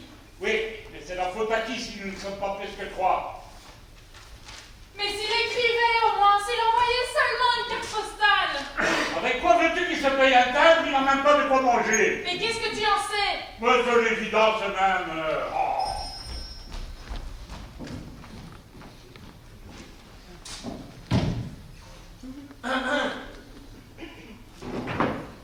Mais, tu es toi? Je suis moi. Bonjour, l'oncle. Camille! Quoi? Viens voir un fantôme! Irénée, enfin te voilà! Tu vas bien? Très bien, et toi? En moi, comme tu vois, toujours le même. Ouais, comme nous voyons. Et naturellement, tu as faim. Non merci, j'ai mangé assez tard. Comme tu n'as pas faim? Dis la vérité, tu n'as pas faim? Non, je n'ai pas faim. Parce que tu sais, si tu as faim, il faut le dire. Mais si j'avais faim, je vous le dirais. Alors tant pis. Pourquoi tant pis? Parce que ça met par terre tout mon plan, voilà. Et qu'est-ce que c'était ton plan? Bon. J'ai toujours su que tu reviendrais, n'est-ce pas? Qui te le prouvait? Mais l'évidence même. Ben, la preuve que j'ai raison, tu es là. Bon. Seulement, je sais que tu es fier et prétentieux. Alors, je me suis toujours dit, il ne retournera qu'à la dernière extrémité. Alors, un soir d'hiver, je le verrai apparaître dans la porte. Il sera pâle, il aura faim, il claquera des dents. Alors moi, sans dire un mot, sans un cri, sans une gifle, je le prendrai par la main, justement, et j'irai le conduire là, devant le feu. Et ensuite, et toujours sans rien dire, je lui ouvrirai une boîte de foie gras. Neuve? Neuve. Et ensuite, je lui ferai griller 2 saucisses de Toulouse, avec du romarin. Et après, il les mangerait lentement, longtemps. Et puis tout à coup, il tournerait vers moi des yeux remplis de larmes. Et alors moi, je le regarderais, je serrais le bras, je lui dirais, oh grand couillon, viens que je t'embrasse. Mais ça, tu peux le dire quand même. Mais non, ça ne vient pas comme ça. Ce n'est pas comme ça que je l'avais imaginé. Je t'en faute à toi. D'habitude, les enfants prodigues, ça revient maigre, frigorifié, affamé. Le soir, en hiver, et toi, tu reviens repu, joyeux, l'après-midi, au printemps. Oh, Irénée, te revoilà. Ma tante. Mon petit gars, que je t'embrasse. Ah, ben. Oh, Camille, va nous chercher du vin de muscat, veux-tu? Et prends les grands verres. Ah, il va bientôt nous raconter toutes ces aventures-là. Oh, Clarisse, viens t'asseoir. Ah. Alors, comme ça, tu es monté à Paris avec ton fameux contrat entre les mains. Oui. Ah. Et tu l'as fait voir dans les bureaux. Oui. Et on s'est foutu de toi. Oui. C'était une farce. Oui. Ils ont rencontré un imbécile, ils s'en sont sortis. Et ensuite. Ensuite, on m'a jeté hors des bureaux. Ah. Mais dans Paris, tout seul. Et sans le sou. Sans le sou, oui, mais pas tout seul. Parce que je suis tombé sur la bande des joyeux farceurs. Ah, voilà. Ils ont eu du remords. Presque. Ah, ils t'ont fait manger. Oui. Ah. Ils t'ont nourri durant toute une année. Ah mais non, mais ils lui ont trouvé un petit emploi modeste, comme, je ne sais pas moi, concierge ou balayeur, quelque chose comme ça. À peu près. Ah voilà. Et il a gagné sa vie, modestement, mais en gardant toujours un petit espoir de succès. N'est-ce pas que tu as toujours gardé un petit espoir? Très petit. Ah oui. Et le jour où ce petit espoir a disparu tout à fait, ben, il s'est dit, je vais retourner à l'épicerie. Oui. Et le voilà. Baptiste, tu es formidable. Tu devines. Eh oui. Allez, venez, nous allons voir à ma perspicacité. Et c'est un mot difficile à dire, mais c'est une qualité essentielle. À la bonne vôtre. Ah.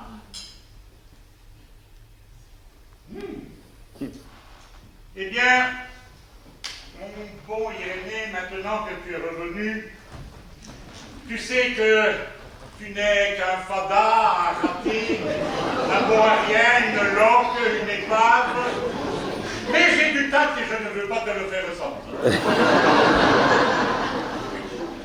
Merci, l'oncle. Mais dis-moi un peu, faisons une supposition. Et si j'avais réussi? Si j'étais devenu quelqu'un de riche et célèbre, qu'est-ce que tu aurais dit? Ah, ça m'aurait fait plaisir pour toi. Quoique ça m'aurait quand même un tout petit peu vexé, ça m'aurait donné l'air d'un imbécile. Moi, je trouve que... Non, tais-toi. Imagine que tu aies réussi dans un domaine où c'est que j'ai tout fait pour t'en empêcher. Les gens diraient, il a réussi parce qu'il a un don. Un don de Dieu. Un don de Dieu. Et ce don de Dieu, son oncle ne l'a pas vu. Donc son oncle Baptiste est un couillon. C'est vrai. Et Mais si j'avais réussi dans les comiques, si j'étais devenu un grand acteur comique. alors là, je ne t'aurais pas reçu ici. Pourquoi? Parce qu'ici, ce n'est peut-être qu'une épicerie, mais c'est une maison honorable. Ici, je ne recevrai jamais le pétomane. Je serais peut-être un jour allé le voir chez lui, mais il ne serait jamais venu ici pour y jouer sa musique. Tu imagines notre nom, le nom de Fabre, imprimé sur une pitrerie? Oh non, Dieu garde. Mais pourquoi? Mais enfin, le nom de ton père, le nom de mon frère, porté par un clown. Alors d'abord on dit un clown, et ensuite des clowns on est connu de meilleurs. Non, ne cherche pas. Heureusement, tu n'as réussi dans rien. Seulement, il y a autre chose que je dois te dire. Quoi? Tu as fait des dettes? Non, j'ai fait pire. Je me suis marié. Aïe, mariée avec une Parisienne? Oui. Elle est à Paris? Non, elle est ici. Où ça? Au café du coin. Je ne savais pas comment tu nous recevrais, alors. Tu veux que j'aille la chercher? Non, ce n'est pas la peine. Je vais y aller, ça ne prendra pas beaucoup de temps. Je n'en reviens pas. Irénée, mariée! Et sans le sou. Eh ben voilà. Il nous refait le même coup que son père. Et qui sait ce que c'est, cette fille? Les voilà! Bonjour. Ah, mais je la connais. C'est la dame du cinéma. C'est bien vrai. Bonjour Camille. Bonjour. C'est ta femme? Oui, c'est ma femme. Ah, ouais. Et naturellement, elle n'a jamais été dans le commerce? Non. Ouais. Ce sera toute une éducation à refaire. Enfin, voilà. Elle ne me déplaît pas. Et comment s'appelle-t-elle? Fabre. Fabre? Mon Dieu, quelle coïncidence! C'est parce qu'elle s'appelait comme nous que tu l'as épousée? Et non, ma tante, c'est parce que je l'ai épousée qu'elle s'appelle comme nous. C'est elle qui n'a pas compris, voilà. Je voulais savoir son nom de baptême. Françoise. Françoise. Ah, Françoise. Eh bien, Françoise, je ne vous connais pas et je devrais me méfier de vous. Mais je vais vous dire une chose qui peut paraître un peu curieuse, mais qui est tout à fait vraie. Si on veut que les gens méritent notre confiance, il faut d'abord commencer par la leur donner. Alors voilà, Françoise, ma confiance, je te la donne. Allez, viens t'asseoir à la table là. Voilà. Et à partir de ce jour, cette maison est la tienne comme elle est à nous. Merci, donc. Ainsi donc, tu faisais partie des joyeux farceurs qui lui ont fait ce joli contrat. J'en étais. Et tu as cru lui faire une bonne blague, mais peut-être que tu t'en es fait une à toi-même. Pourquoi? Il a de grandes qualités de cœur, mais de sérieux, il n'en a guère. Or, l'épicerie en demande beaucoup. Es-tu donc prêt à faire un gros effort? Oui, donc, un gros effort. Bien. Tu sais ce que je demande? Non, je ne sais pas. Je te demande de ne pas laisser la corbeille De croissants sous le robinet. Du bidon de pétrole, ça n'arrivera pas. Ah! Tu es prêt donc à travailler de tout ton cœur? Oui, donc, de tout ton cœur. Ah, c'est bien.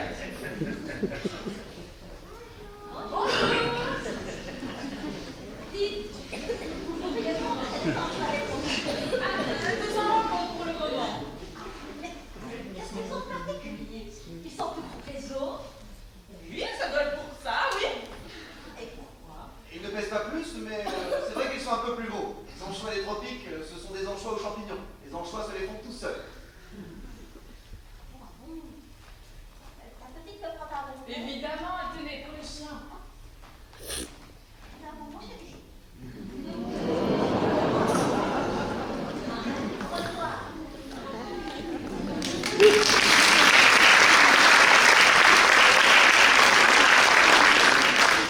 Ainsi, vous voilà tous les deux dans l'épicerie. Ah oui. Ça ne vous fait peut-être pas très plaisir, mais il faudra en prendre votre parti. Et tenez, pour vous aider, je vais vous montrer quelque chose. Venez vous asseoir un peu.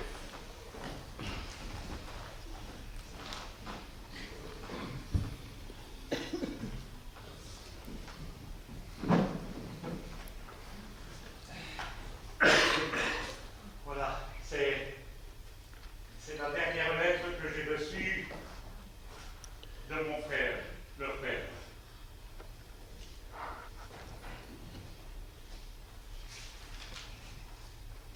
Mon cher Baptiste, c'est bon. Je suis à Niamey, c'est en Afrique, où je croyais mettre debout une affaire extraordinaire de poudre d'or et de défense d'éléphants. Je n'ai trouvé ni l'un ni l'autre, mais en revanche, je suis venu jusqu'ici pour attraper l'appendicite. Un jeune médecin militaire va donc m'opérer sous la tente. Il m'a conseillé de faire mon testament. Le voici. Je te lègue tout ce que je possède, c'est-à-dire, primo, des dettes. Je t'en envoie la liste ci-jointe. Elle est où cette liste? Je l'ai déchirée, ce n'était pas grand-chose que quelques petites babioles. Le plus gros créancier, c'était ton oncle. Ton père nous deux Non, frères. Clarisse, tais-toi. Tu te doutes bien que cette somme d'argent, je ne me suis pas servi cette peine pour me la rembourser à moi-même. Donc cette dette n'existe pas, voilà. Assieds-toi donc, assieds-toi. Je te lègue mes enfants. Ça ne changera pas grand-chose à la situation actuelle. Depuis la mort de leur mère, c'est toi qui les as élevés. Surveille surtout Irénée. C'est un garçon de grand cœur, mais je le crois presque aussi fou que moi. Ce qui est exact. Enfin, je te lègue ma reconnaissance et mon affection. Tu as toujours été pour moi le meilleur des frères, et en guise de remerciement, il m'est arrivé bien souvent de te reprocher ton métier et de me moquer de l'épicerie. Au moment où ma vie est en danger, je tiens à te dire que de nous deux, c'est toi qui avais raison. Toi, tu es dans notre village, sous ton platane, et tu te guéris de n'avoir pas d'enfant en te dévouant pour les miens. Va, mon frère, il n'est pas ridicule de couper des tranches de saucisson si on les coupe pour quelqu'un. La vie est courte comme un crépuscule d'Afrique. Ceux qui visent trop haut, parfois, n'atteignent rien. Alors, pendant que le docteur aiguise son couteau, j'ai voulu te dire que tu as eu une belle, une heureuse, une noble vie, parce que toi, tu auras accompli ta tâche avec confiance et bonne humeur. Tu auras connu la paix verte de notre village, la gloire d'être utile et l'honneur de servir. Je t'embrasse, ton frère, Edmond Fabre.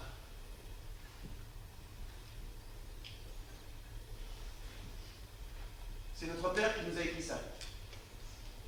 1 heure avant sa mort. Et pourquoi tu ne l'as pas montré plus tôt? Mais parce que cette lettre dit beaucoup trop de bien de moi. Et comme tu ne voulais pas être de l'épicerie, je me suis dit, si je la lui montre, peut-être il dira que je prêche pour son sein et... Quel sein? Oui, dans l'épicerie, il n'y en a pas beaucoup.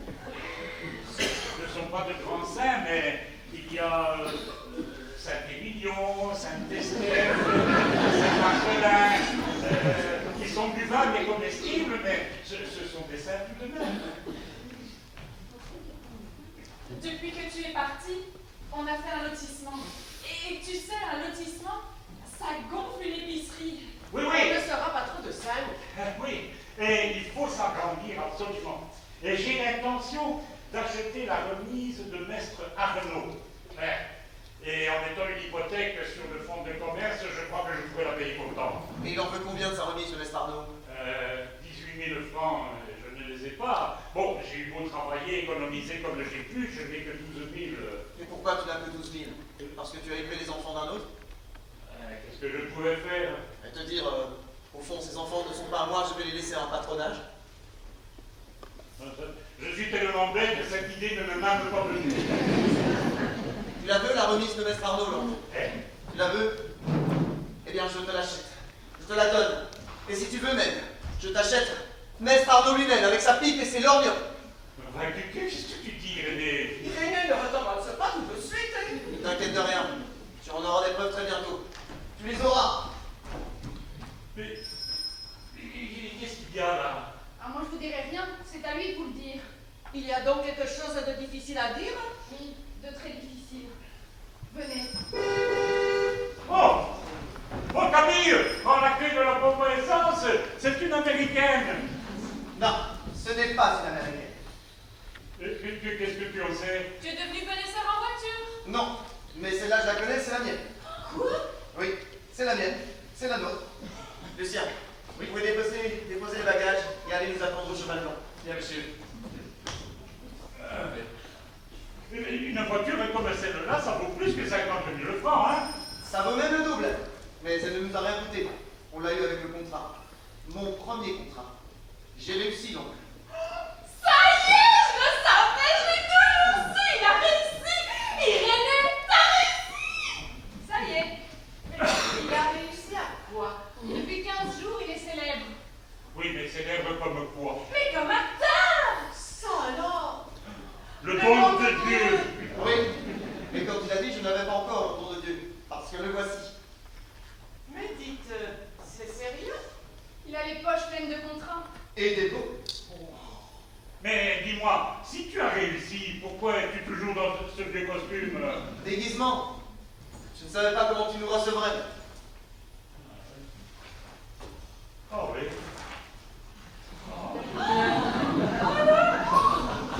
Mon Dieu, mais qu'il est beau! Ah oui, il est beau, et pourtant ça lui ressemble. Merci, l'oncle.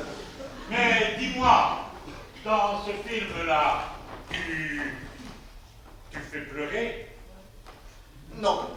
Tu fais le traître. Non. Tu chantes? Non plus. Alors dis-moi, qu'est-ce que tu fais? Je fais le couillon. Je fais rire. Oh. Tu vas me jeter à la porte? Pourquoi? Il me l'a dit. Non, j'avais dit s'il y avait le nom de Fabre imprimé sur une pitrerie. Et là, il n'y a que le nom d'Irénée. Mais dis-moi, comment on va dire, tu fais bien beaucoup rire dans ce film? Oh oui. Et j'ai gagné 50 000 francs. 50 000 francs? Ce n'est pas une pitrerie, c'est une comédie. Et au cinéma, Irénée, c'est ton nom? Oui. Ah, oui. Ah, oui. Mais peut-être tu aurais pu mettre, par inadvertance, par exemple, comment dirais-je, le nom de Fabre. Hein? Il y avait la place pour le mettre. Oui, mais après ce que tu m'as dit...